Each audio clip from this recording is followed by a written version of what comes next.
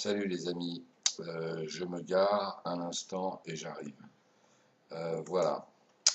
Je voulais revenir sur le problème de la démographie. Nous sommes sur Utopia, environ 3 milliards d'individus, sur une planète légèrement plus spacieuse que la vôtre. Je crois savoir que vous êtes environ 6 milliards et vous prévoyez être 9 milliards en 2050, c'est-à-dire dans à peine 40 ans. Actuellement, sur les 6 milliards d'êtres humains, il y a environ 1 milliard d'individus bien logés. Les autres s'entassent dans des logements insalubres, des favelas ou bidonvilles. La faim est malheureusement dans votre monde légion. Je pense qu'il est suicidaire de vouloir encore augmenter votre population tant que vous n'avez pas résolu le problème de ces 5 milliards d'individus qui vivent sous le seuil de la pauvreté.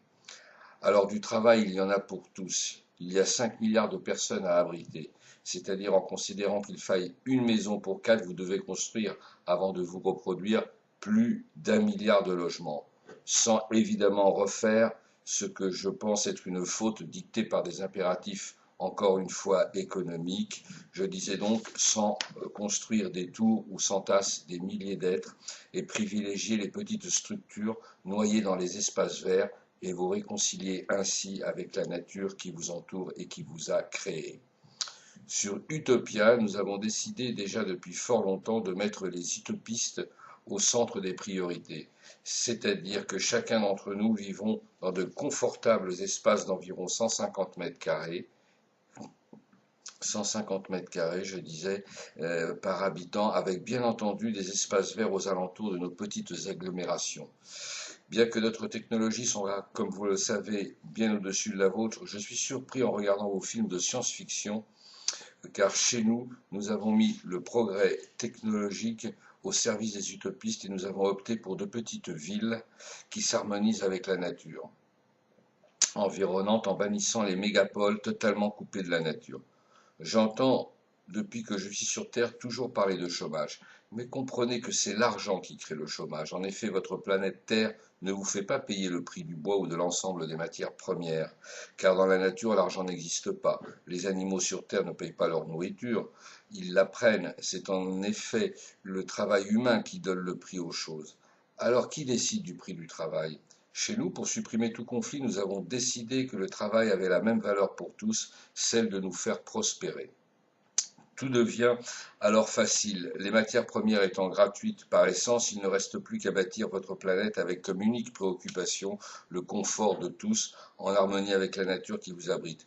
Cultivez vos potagers en respectant le cycle écologique et ne pensez qu'à se multiplier uniquement dans le cas où les ressources premières sont suffisantes pour votre confort.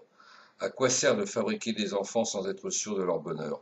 En dehors d'assouvir un certain égoïsme, il ne faut pas oublier que les enfants ne leur restent que 15 à 20 ans. Ils seront ensuite adultes pendant plus de 60 ans jusqu'à la fin de leur jour. Je voulais revenir encore une fois sur les avantages de la suppression de l'argent. Bien sûr, la prostitution où l'on vend son corps pour vivre n'existe plus sur Utopia. La corruption où l'on vend son âme au diable ne peut plus se concevoir sans argent. Et d'ailleurs, n'est même pas imaginable, puisque tout est gratuit. Les guerres qui ont toujours comme principal point de départ les raisons économiques ne peuvent plus exister. Bien sûr, on vous fait croire que les guerres avaient d'autres raisons, comme les raisons religieuses, mais sur votre terre, lors de la dernière guerre mondiale, l'antisémitisme était la raison donnée au peuple pour qu'il s'engage et pour justifier la possibilité de s'emparer des biens et de l'argent de cette communauté dans l'Allemagne des années 40, ravagée par des problèmes économiques.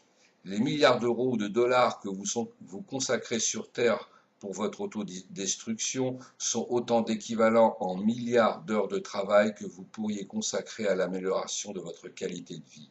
La science sur Utopia n'a, avec la disparition de l'argent, bien sûr qu'un seul but, celui qui va dans le sens de notre bien-être. Et on ne se pose plus le problème si, par exemple, l'étude de vos cellules souches pourrait être exploitée par des savants pervertis à des fins spéculatives.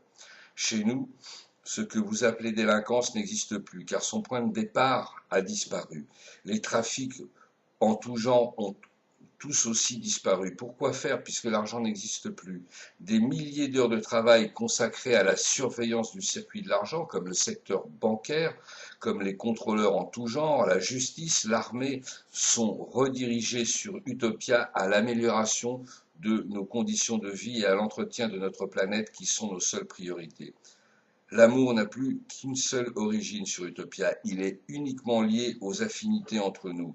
Il est bien sûr totalement désintéressé et n'est jamais lié à ce que l'on possède. Je devrais dire plutôt ce dont on dispose, car la possession est liée à l'argent. Chez nous, les choses sont mises à notre disposition. C'est une nuance, mais qui a son importance. L'éducation et la culture sur Utopia est donnée de façon équivalente à tous et se poursuit tout au long de notre vie si tel est notre désir. Eh bien voilà, il est temps pour moi de retourner sur Utopia. Si mon message vous a interpellé, n'hésitez pas à en parler entre vous et autour de vous. C'est sûr, vous entendrez dire, tu n'es qu'un utopiste. Normal, cette idée vient d'Utopia. C'est irréalisable. L'homme est trop mauvais. C'est un feignant. S'il n'a pas la carotte de l'argent, jamais il ne travaillera. Mais, je vous en prie, n'abandonnez jamais vos convictions. Le voyage sur la Lune était une utopie lorsque Jules Verne écrivait ses livres de science-fiction. Certains, malgré tout, y ont cru, et en 1969, vous êtes allés sur la Lune. Tout est dans l'éducation, alors je vous conseille de supprimer l'argent avant qu'il vous supprime. D'ailleurs, je dois vous dire qu'il y a 100 000 ans environ, l'un d'entre nous avait laissé ce type de message sur notre réseau de communication. L'idée a germé et nous avons supprimé l'argent 100 ou 200 ans plus tard, avant qu'il ne soit trop tard. Je dois, pour terminer, remercier encore le Dr Jekyll qui m'a laissé m'exprimer sur vos ondes. Je vous embrasse tous et je vous ferai peut-être parvenir quelques photos de ma planète ultérieurement. Au fait, vous savez pourquoi je m'appelle Oscar? Eh bien, mon père, il y a très longtemps, pensait à cette phrase. Oh, si c'était à refaire. Ciao.